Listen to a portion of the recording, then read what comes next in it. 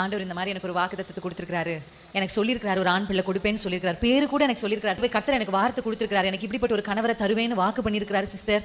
ஆனால் ஆண்டவர் சொல்லி 5 வருஷம் ஆச்சு, ஆண்டவர் பேசி 8 வருஷம் ஆச்சு, ஆனால் இன்றைக்கும் என்ன பண்ணல, எனக்கு அந்த வாக்குத்தத்தம் நடக்கலை. கர்த்தர் சொன்னார் நான் உன்னை உயர்த்துவேன், உன்னை நான் கண்மலை மேல் நிறுத்துவேன்னு சொன்னார், ஆனால் எனக்கு நடக்கலை சிஸ்டர் அப்படின்னு நான் சொல்லும்போது நான் சொல்லுவேன் சிஸ்டர், காலத்துக்காக காத்துருங்க. ஆமென்.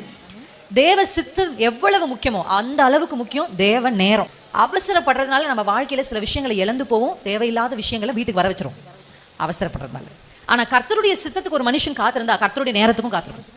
ஆபிரகாமே உனக்கு பிள்ளை தருவேன்னு சொன்னா அந்த நேரம் வரைக்கும் காத்திருக்கணும். இந்த காத்திருக்கிற ப்ராசஸ் ரொம்ப கடினமா இருந்தாலும் அந்த காத்திருக்கிற நேரத்துல கர்த்தர் அநேக பாடங்களை கற்றுத் தருவார், நம்மை உருவாக்குவார். உங்களுக்குன்னு கர்த்தர் கொடுக்கிற ஒரு காலம், உங்களுக்குன்னு கர்த்தர் கிரியை செய்யற காலம், உங்களுக்காக கர்த்தர் செயல்படுற காலம். அந்த டைம் வந்துருச்சுன்னா ஆண்டவர் உங்ககிட்ட வந்து உனக்கு நான் செய்யட்டுமான்லாம் கேட்கவே மாட்டார். உங்களுக்கு செய்ய வேண்டியதை காலம் வந்த உடனே அவர் செய்து விட்டு போயிட்டே இருப்பார். ஹல்லேலூயா.